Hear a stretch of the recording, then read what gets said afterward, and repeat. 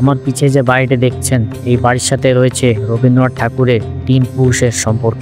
এই বাড়িটা কিন্তু প্রথমে এরকম ছিল না, হয়তোবা মৃণালিনী দেবীর সাথে তার সাক্ষাৎ এখানে হয়েছিল। তবে প্রশ্ন থেকে যায়, রবীন্দ্রনাথ কি সত্যিই কি এই গ্রামে এসেছিলেন? আজকের সকালটা শুরু হলো এক ঐতিহাসিক যাত্রার মধ্য দিয়ে। ভোরের বৃষ্টি আলোয় আমরা বেরিয়ে পড়েছি বিশ্বকবি সুনামধন্য এক লুকানো ঠিকানার সন্ধানে। খুলনার যে কোনো জায়গা থেকে প্রথমে চলে আসতে হবে খুলনার ফুলতলা বাজারে। ফুলতলা বাজার থেকে আর বেশি দূরে নয়, অল্প কিছুক্ষণ সামনে গেলেই চোখে পড়বে সেই কাঙ্ক্ষিত সাইনবোর্ডটি। এই গ্রামের সাথে রয়েছে রবীন্দ্রনাথ ঠাকুরের 3 পুরুষের সম্পর্ক। বলা হয় রবীন্দ্রনাথ ঠাকুর যৌবনকালে বহুবার এই গ্রামের মেঠো পথ ধরে হেঁটেছিলেন, এসেছিলেন তার মায়ের সাথে। আমি এখন যে পথ ধরে হাঁটছি, এক সময় রবীন্দ্রনাথ ঠাকুরও যৌবনকালে এই পথ ধরেই হেঁটেছিলেন। 100 বছর আগে বিশ্বকবি যে পথ ধরে হেঁটেছিলেন, আমিও সেই পথ ধরে আজ হেঁটে চললাম। এই পথ ধরে হেঁটে কিছু দূর যাওয়ার পরে চোখে পড়বে কাঙ্ক্ষিত বাড়িটি।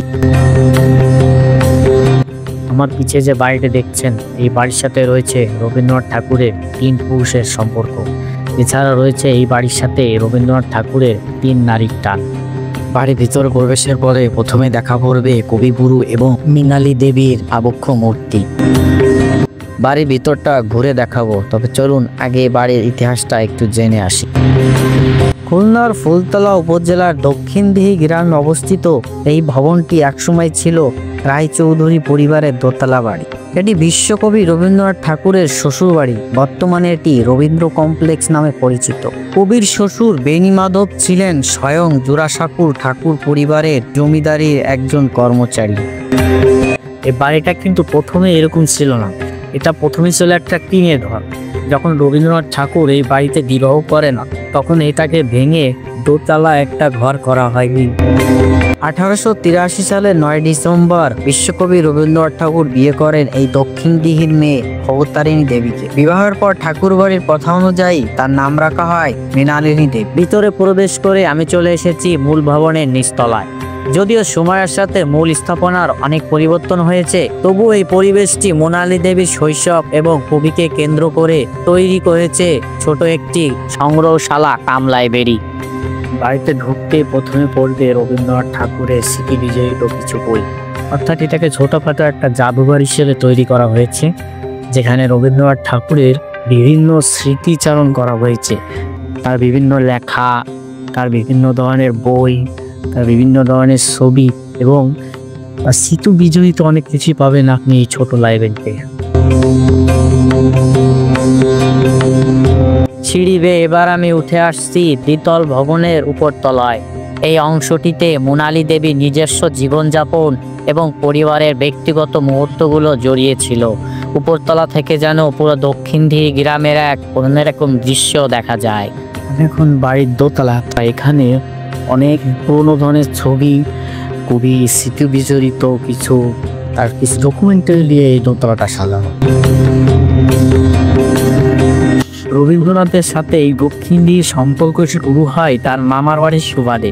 তার মা সারদা সুন্দরী দেবীও ছিলেন এই বাড়িরই মেয়ে এবং তার কাকি ত্রিপুরা সুন্দরী ছিলেন এই বাড়ি অর্থাৎ এই গ্রামেরই মেয়ে। সব থেকে গুরুত্বপূর্ণ বিষয়, তার তমা হুকমি ছিলেন এই বাড়িরই মেয়ে।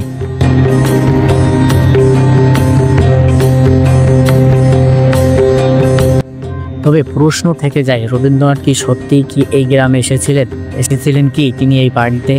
তবে কখন এসেছিলেন, কিভাবে এসেছিলেন, আর এর প্রমাণও? তবে বিশ্বকবি যে এখানে এসেছিলেন এই বিষয় নিয়ে কোনো দলিল বা কোনো ঐতিহাসিক প্রমাণ এই বাড়ির কোথাও লেখা নেই। এমনকি কোথাও বলাও হয়নি যে বিশ্বকবি রবীন্দ্রনাথ ঠাকুর এখানে কখনো এসেছিলেন। অনেক ইতিহাসবিদদের মতে এই বিষয় নিয়ে অনেক দ্বিমত রয়েছে। তবে রবীন্দ্রনাথ ঠাকুর যে যৌবনকালে হোক বা কোণে দেখতে হোক এখানে যে এসেছিলেন তার প্রমাণ পাওয়া যায় জোড়াসাঁকু ঠাকুর বাড়ির নথিপত্র এবং ইন্দিরা দেবীর বর্ণনা অনুযায়ী। তিনি লিখেছিলেন, আমরা যখন কোণে দেখতে যাই অর্থাৎ এই যশোরে আসেন দক্ষিণদিহিতে, তখন তাদের সাথেই ছিলেন যৌবনের রবীন্দ্রনাথ ঠাকুর।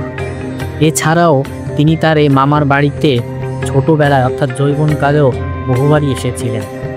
ঐতিহাসিক নথিপত্র প্রমাণ করে যে 1882 থেকে 83 সালে তখন তাদের সাথে রবীন্দ্রনাথ ঠাকুরও উপস্থিত ছিলেন।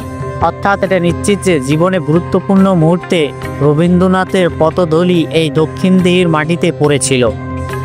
আমি এখন আছি রবীন্দ্র কমপ্লেক্সের বাড়ির পিছনের দিকে। হয়তো রবীন্দ্রনাথ ঠাকুর তার যৌবনকালে এই বাড়িতে যখন এসেছিলেন, হয়তোবা মৃণালিনী দেবীর সাথে তার সাক্ষাৎ এখানেই হয়েছিল। বর্তমানে বাড়িটি 1.5 বিঘারও বেশি জমির উপরে অবস্থিত, আর এটা দেখভাল করছেন বাংলাদেশ প্রত্নতত্ত্ব অধিদপ্তর। এই রবীন্দ্র কমপ্লেক্স কেবল একটি ঐতিহাসিক স্থান নয়, এটি এক জীবন্ত সাংস্কৃতিক কেন্দ্রও বটে, যেখানে সংগ্রহ করা হয়েছে রবীন্দ্রনাথ ঠাকুরের জীবনী। এই যে মাঠটি দেখছেন, এখানে প্রতি বছর 25শে বৈশাখ রবীন্দ্র জয়ন্তী এবং 22শে শ্রাবণ কবির প্রয়াণ দিবস উপলক্ষে বসে বিশাল রবীন্দ্র মেলা। তো এই ছিল রবীন্দ্রনাথের শ্বশুর বাড়ি খুলনার দক্ষিণ দিঘি রবীন্দ্র কমপ্লেক্সে আমাদের আজকের ঐতিহাসিক ভ্রমণ। আশা করি আপনাদের কবির জীবন, এই বাড়ির লুকানো ইতিহাস এবং 3 পুরুষের সম্পর্কে অজানা গল্প জানতে পেরেছেন।